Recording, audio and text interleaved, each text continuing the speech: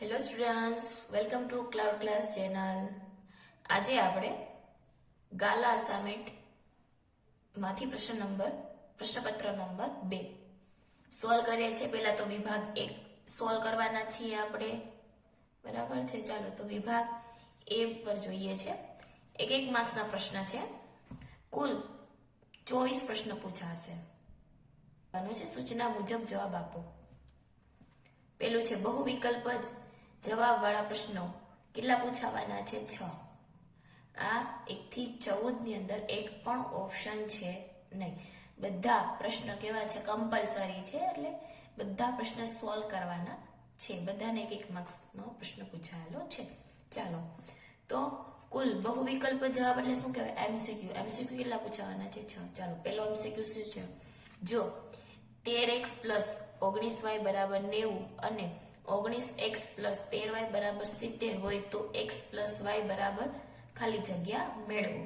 Option આપ્યો છે 1, 3, 5 કે 7. મેં અહીંયા સોલ્યુશન. ચાલો બે પદનો શું કરી દઉં છું? સરવાળો. બે સમીકરણનો શું કરું છું? સરવાળો. તો બંને સમીકરણ લખી લઈ ગયા. 13 + 19 એટલે 32, 19 + 13 એટલે 32, 90 + 70 એટલે 160. બંનેમાં 32 કોમન લઈ લેવામાં આવે તો 32 મેં કોમન લઈ લીધા તો x + y = 160. 32 ને બરાબરની છેદમાં આવી જશે, બરાબર. તો 160 છેદમાં 32 તો 16 × 10 અને 16 દુ 32. 16 કેન્સલ થઈ જાય તો શું વધશે? 10/2. હવે 5 દુ 10 તો 2 કટ થઈ ગયા તો શું વધ્યો? મારો જવાબ 5. પ્રશ્ન નંબર 2 સમીકરણ મેળવવાનું છે જેના બીજ શું હોવા જોઈએ? 2 અને -1. હવે મારી પાસે 4 સમીકરણ છે, A, B, C અને D સ્વરૂપે. તો હું ડાયરેક્ટ શું કરું છું? અહીંયા ઓપ્શન ડી ની અંદર જ શું કરું છું? બીજ મેળવું છું. તો એ x² - x - 2. હવે 2 ના હું એવા બે ભાગ પાડીશ કે મને સરવાળો કરું તો શું મળવો જોઈએ? મને -1. હવે 2 કા 2 તો -2 રાખીશ, અહીંયા +1 રાખી છું. ચાલો હવે આ બંનેને શું કરીએ? પેર બનાવી લઈએ. હવે આની અંદરથી શું કોમન નીકળે છે? x. તો વધશે શું? x - 2. આ બંનેમાંથી કઈ છે એને પણ શું નીકળશે? 1. તો x - 2. x - 2 x - 2 શું નીકળશે? કોમન. તો એને સામાન્ય લઈ લો તો શું વધે? x + 1. તો x ની બરાબર કૌંસ બરાબર શું મૂકી દેવાના? 0. તો x - ની પહેલી બાજુ -2 લઈ જાવ તો શું થઈ જશે? પ્લસ. તો x = 2 અને x = -1. પ્રશ્ન નંબર 3 સમાંતર શ્રેણી 5, 7, 9, 11, 13, 15 નું છઠ્ઠું જે છે અવિભાજ્ય સંખ્યા મેળવવાની છે. કેટલા પદ આપેલા? હવે a બરાબર શું થશે? 5. d a2 - a1 7 - 5 = 2. a કેટલા છે? 5. ચાલો તો n બરાબર 7 મૂકી દઉં, d બરાબર 2 મૂકી દઉં તો a બરાબર 5. તો a 7 જે છે 7મું પદ કેટલું મળશે મને? 17. હવે એમ મારે શું મેળવવાનું છે? 8મું પદ. તો એ 8 બરાબર કેટલા થશે? 19. શું કામ? કારણ કે d જેટલો તફાવત શું કરી દઉં? પ્લસ કરી દઉં છું, બરાબર. હવે એને શું કીધું છે કે છઠ્ઠું અવિભાજ્ય સંખ્યા પૂછેલી છે. આની અંદરથી આ 9 જે છે અવિભાજ્ય સંખ્યા છે નહીં. હવે એના પછી આ 15 જે છે અવિભાજ્ય સંખ્યા છે નહીં.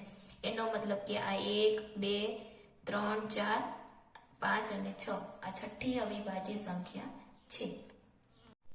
પ્રશ્ન નંબર 4 P બિંદુ -3, 2 માંથી y અક્ષ પર દોરેલો લંબનો લંબપાત m છે. આ x અક્ષ છે, આ y અક્ષ છે, આ બિંદુ છે કયો? P બિંદુ આપેલું છે -3, 2. ત્યાંથી આ લંબ દોરેલો છે. લંબ y અક્ષ પર m બિંદુમાં છેદે છે તો m ના યામ મેળવવાના છે. હવે આ x છે, આ y છે. તો આની અંદરનું જે આ y હોય, y ઉપરનું બિંદુ હોય છે અને y અક્ષ ઉપર x શું હોય? હંમેશા 0. ચાલો પ્રશ્ન નંબર 5. એનો મતલબ કે ઓપ્શન બી મારો સાચો છે. પ્રશ્ન નંબર 5 ત્રિકોણ ABC માં ખૂણો 30, ખૂણો A 30 છે, ખૂણો B 90 છે. BC બાજુ કેટલી છે? 20 હોય તો AB બાજુ ખાલી જગ્યા સેમી છે અને AC બાજુ ખાલી જગ્યા સેમી છે.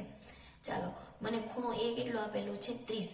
હવે sin θ બરાબર શું થશે? સામેની બાજુ છેદમાં કર્ણ, સામેની કોણ થશે બીસી ના છેદમાં કર્ણ. તો સામેની બાજુ કેટલી છે 20 ના છેદમાં 80 શું છે કર્ણ. તો પહેલા હું 80 મેળવી લઉં. તો sin 30 જે છે બરાબર ને આ બાજુ લાવો તો છેદમાં આવશે. sin 30 ની કિંમત શું થશે 1 ના છેદમાં 2. તો 80 બરાબર શું થઈ ગયું 2 ગુણ્યા છેદનો છેદ ક્યાં આવી જાય અંશમાં. તો 2 ક્યાં આવી ગયા 20 ના સાથે ગુણાકારમાં. તો 80 બરાબર શું થઈ ગયા 40. હવે સામેની cos 30 બરાબર શું થશે પાસેની બાજુ છેદમાં કર્ણ. કર્ણ તો મને 80 તો મળી ગયો છે, તો એ બી મેળવવાનો છે. તો શું થશે પેલા તો cos 30 શું મળે √3 છેદમાં 2 બરાબર બરાબર AB ના છેદમાં AC. √3/2 બરાબર AB/AC. AC શું મળ્યો છે અહીંયા 40. તો બરાબરની આ બાજુ હું લાવું AC ને તો શું આવી જશે ગુણાકારમાં બરાબર AB.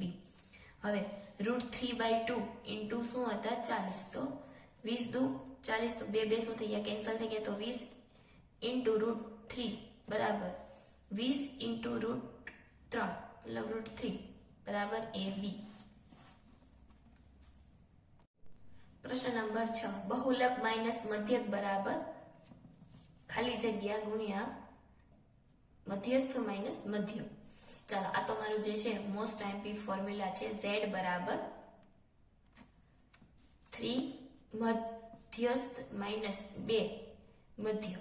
હવે મારે જે છે મધ્યકને એ રીતે લખવું છે કે બરાબરની પેલી બાજુ પણ જઈ શકે ને બરાબરની આ બાજુ પણ રહી શકે. તો મેં શું લખ્યું 3 મધ્યક માઇનસ 3 મધ્યક પ્લસ 1 મધ્યક. -3 માંથી 1 બાદ કરું તો કેટલા વધશે 2. પણ કેવા 3 કેવા છે મોટા છે 1 કરતા.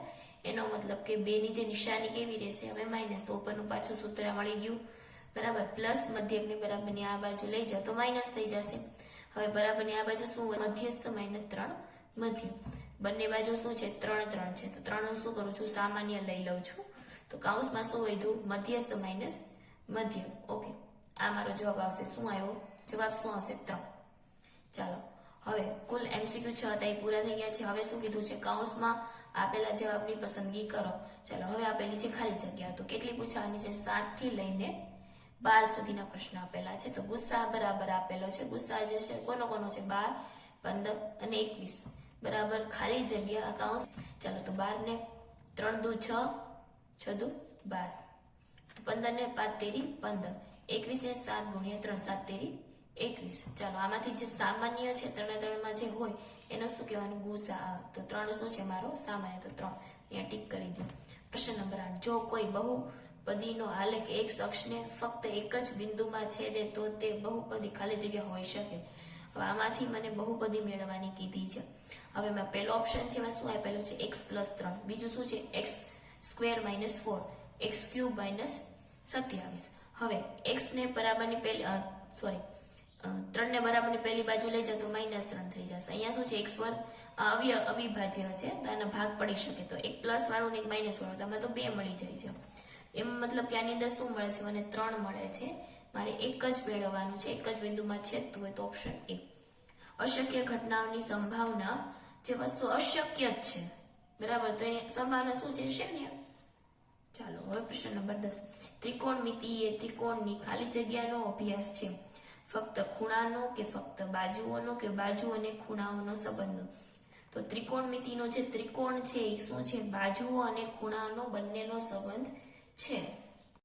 પ્રશ્ન નંબર 11 વર્તુળની અંદર આવેલા બિંદુઓમાંથી વર્તુળને ખાલી જગ્યા સ્પર્શક હોય છે. અંદર જે છે ક્યારે પણ વર્તુળની અંદર સ્પર્શક ન હોય. ક્યાં હોય આ બહારની આ સપાટી પર. તો આ કહેવાય સ્પર્શક. તો અંદર તો ક્યાંય છે નહીં તો આમાં શું આવશે શૂન્ય. જો એમ એટલે શું થશે મધ્યસ્થ. મધ્યસ્થ બરાબર શું છે 13.2. મધ્યક બરાબર શું છે 15.3 હોય તો z બરાબર ખાલી જગ્યા થાય. તો z બરાબર મતલબ બહુલક બરાબર 3 મધ્યસ્થ -2 મધ્ય. તો મને એમ કેટલા આપેલા છે અહીંયા પ્રશ્નમાં 13.2. x બાર કેટલો આપેલો છે 15.3. તો હવે અહીંયા જે છે શું કરે 3 ગુણ્યા 13.3 તો 39.6 2 ગુણ્યા 15.3 કરું તો 30.6 40.6 માંથી 30.6 બાદ કરું તો શું આવશે? આન્સર 9. એનો મતલબ એમ થાય કે બહુલક કેટલો આવશે? 9. ખરા છે કે ખોટા? જવાબ આપવાનો છે. પ્રશ્ન 13 થી લઈને 16 સુધીના છે. પ્રશ્ન નંબર 13. 95 વડે વિભાજ્ય હોય તેવા 4 અંકોનો મોટામાં મોટો પૂર્ણાંક 9975 છે. ખરું છે કે ખોટું? જવાબ આપવાનો છે. તો હું શું કરું છું? 9975 ને 95 વડે ભાગી દઉં છું. બરાબર? તો ભાગ ચલાવું તો 95 એકા 95, 99 માંથી 95 બાદ જાય તો શું વધે? 4. 75 નું નીચે ઉતારી લો. 95 પંચા કેટલા થશે? 475. એનો મતલબ એમ થાય કે હા, 4 અંકો મોટામાં મોટો પૂર્ણાંક જે છે એના વડે વિભાજ્ય છે. પ્રશ્ન નંબર 14. આલ્ફા અને બીટા ગ્રીક મૂળાક્ષરો છે કહેવાય? હા, આ ગ્રીકના મૂળાક્ષરો છે. પ્રશ્ન number 15. x plus 2y minus 4 બરાબર 0 અને 2x પ્લસ 4y માઇનસ 12 બરાબર 0 નો આલેખ બે સમપાતી રેખાઓ મળે છે. બરાબર? હા કે ના જવાબ આપવાનો છે. તો સમપાતી રેખાઓ માટેની શરત શું છે? a1/a2 બરાબર b1/b2 બરાબર c1/c2. આ શું છે? એની શરત છે. અને આગળ કઈ ન હોય તો શું હોય? 1. બરાબર? તો એને શું કહેવાનું? a1. હવે અહીંયા શું છે? a2 કેટલા છે? 2. તો 1/2. હવે આ શું છે? b1. આ કહેવાય b2. તો 2/4. છેદ ઉડાડો તો 1/2 જવાબ આવશે. પછી શું છે? c1. અહીંયા શું છે? c2. તો -4/-12. 4 તેરીને 12. તો આ 1/2, 1/2, 1/3. તો સમાન છે અને અહીંયા શું છે? આપેલું છે બરાબર. તો આને શું કહે? સમપાતી રેખાઓ છે નહીં. એનો મતલબ કે આવે ના. પ્રશ્ન નંબર 16. એક પેટીમાં 2 અને 103 વચ્ચેના પૂર્ણાંકો લખેલા કાર્ડ છે. તેમાંથી પસંદ કરેલા કાર્ડ પર પૂર્ણ વર્ગ હોવાની શરતનો 2/103 થાય. હવે પૂર્ણ વર્ગ એટલે શું થાય? જેનો વર્ગ છે. 2 નો વર્ગ 4, 3 નો વર્ગ 9, 4 નો વર્ગ 16, 5 નો વર્ગ 25, 6 નો વર્ગ 36. બરાબર? હવે ક્યાં સુધી કીધા છે? 2 થી લઈને 103. હવે 103 પછી 101 અને 102 કોઈનો વર્ગ છે નહીં ને 2 ની પહેલા શું આવશે? 1. એ આની અંદર ક્યાંય છે નહીં. તો 1, 2, 3, 4, 5, 6, 7, 8, 9. તો કુલ સંખ્યા કેટલી થાય? 9. તો પૂર્ણ વર્ગ સંખ્યા કેટલી છે? 9. ને ટોટલ કાર્ડ કેટલા આપેલા છે? આના બેના વચ્ચેની કુલ સંખ્યા કેટલી છે? 101. તો 9/101 આવે. તો આ પૂર્ણ વર્ગની આ જે સંભાવના શું છે? ખોટી છે. ચાલો હવે એના પછી પ્રશ્ન નંબર 17 શું પૂછ્યું છે? એક વાક્યમાં શબ્દો કે અંકમાં જવાબ આપવાનો છે. કુલ પ્રશ્ન 17 થી લઈને 20 સુધીના છે. જોવા જઈએ તો 4 પ્રશ્ન પૂછેલા છે. ચાલો પ્રશ્ન નંબર 17. પ્રથમ n અયુગ્મ ધન પૂર્ણાંકોનો સરવાળો માટેનું સામાન્ય સૂત્ર શું થાય છે? તો પહેલા તો અયુગ્મ સંખ્યા કઈ કઈ છે? 1, 3, 5, 7 બરાબર થી લઈને n સુધીની સંખ્યા. હું તો a શું થશે? 1. d શું થાય? a2 - a1. તો 3 માંથી 2 બાદ કરું તો શું આવશે? 2. હવે સરવાળો પૂછ્યો છે તો sn બરાબર n/2 2a + n - 1 × d n/2 2a બરાબર કેટલા લેવાના છે? 1. d બરાબર કેટલા લેવાના છે? 2. n બરાબર કેટલા મેળવવાના થશે? તો સરવાળો જે છે sn બરાબર n/2. 2 અહીંયા શું કરું છું? કૌંસ ઓપન કરી દઉં છું. તો 2 × n તો 2n. 2 × -1 એટલે -2. તો 2 માંથી -2 બાદ થાય તો શું વધે? 0. બંને કેન્સલ થાય. n/2 કૌંસમાં શું વધ્યું છે? 2n. 2 શું થઈ જાય? કેન્સલ થાય તો n². મતલબ n નો વર્ગ જવાબ આવશે. હવે પ્રશ્ન નંબર 18. વર્તુળનો સ્પર્શક વર્તુળને કેટલા બિંદુમાં છેદે છે? આપણા આગળ આનો પ્રશ્ન આપેલો છે. ત્યાં મેં આકૃતિ પણ બનાવેલી હતી. હું અત્યારે બનાવી દઉં છું. આ વર્તુળ છે, આ એનો સ્પર્શક છે. તો આ એક જ બિંદુમાં છેદે છે. ચાલો હવે પ્રશ્ન નંબર 19. એક સમતોલ પાસાને ઉછાળતા તેની પર યુગ્મ સંખ્યા મળે તેની સંભાવના શોધો. યુગ્મ એટલે બધી બેકી સંખ્યા. 2, 4, 6, બરાબર. એક સમતોલ પાસાની અંદર કુલ કેટલા ભાગ હોય છે? 6. એમાં કુલ જે છે વધારે નંબર કેટલો હોય? 6. સંખ્યા કુલ કેટલી થઈ ગઈ? 3. હવે સમતોલ પાસા ઉપર 6 બાજુ છે તો 1 થી 6 એની અંદર શું આપેલા છે? પાસાની અંદર સંખ્યા આપેલી છે તો 3/6. મારી સંભાવના થાય 3 અને 6. 2 તેરી 6 તો છેદ ઉડી જાય તો 1/2 સંભાવના મળે છે.